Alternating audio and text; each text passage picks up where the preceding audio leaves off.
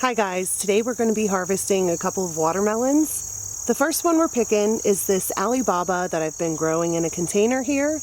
I made a whole series on growing watermelons in containers, so if you would like to go back and watch that, I'll post a link down in the description and I'll try to post a link up on the screen. I'm really impressed with this watermelon.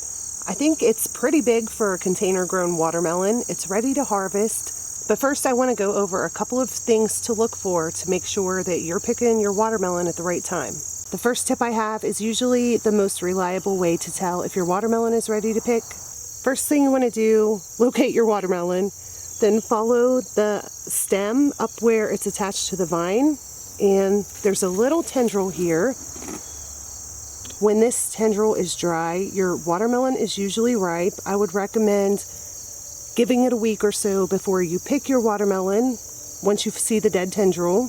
That being said, a dead tendril is not foolproof. This tendril here has been dead actually for about 3 weeks. Sometimes the tendril will die back before the watermelon is ready. I decided not to pick the watermelon then because the average days to maturity for this variety is, I believe, 85 days. It might be between 80 or 90. I don't know. I'll have to go back and look at my notes. I've wrote all of this stuff down.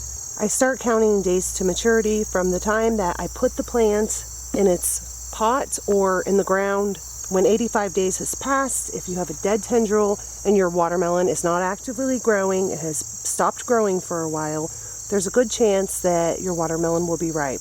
If your watermelon is actively growing, you're seeing it get larger, it's not ripe.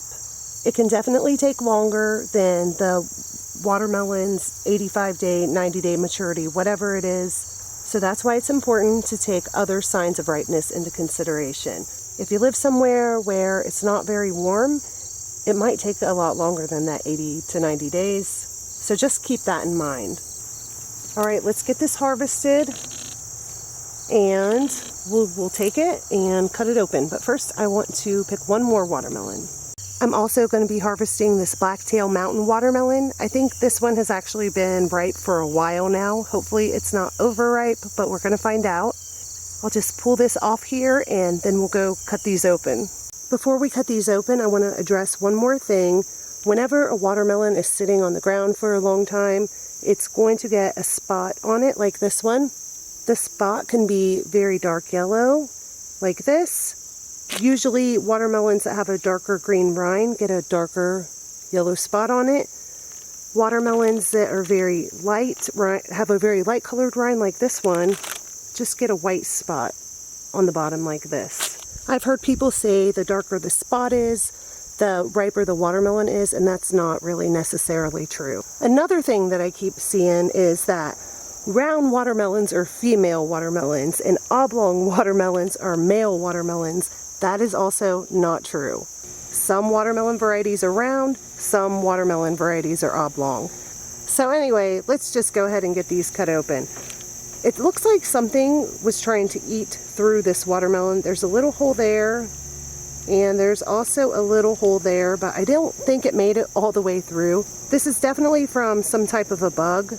You guys might remember the Royal Golden watermelon I was growing in a container. Something ate all the way through that watermelon, so it was no good anymore, unfortunately. So hopefully I don't have that issue anymore and this is just a fluke. I have had that problem with cantaloupes before, but they have a softer rind. It's easier for the bugs to get through those. So, oh, that split right open. This one is probably definitely ripe. Let's get a better look at it. Wow, that looks really, really good. I thought that this one had been ripe for a while. Let me see if it's overripe. It's really good. The best watermelon I've had this year, but this is only the second watermelon that I've picked this year. Now let's get the Alibaba watermelon cut. Hopefully it's ripe. I think that it will be.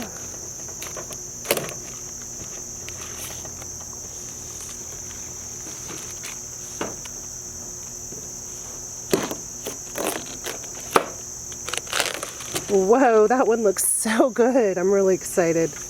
Let's try a piece of this one. I've grown this one a lot of times. I pretty much know what to expect. This is a really good, reliable variety. I highly recommend it.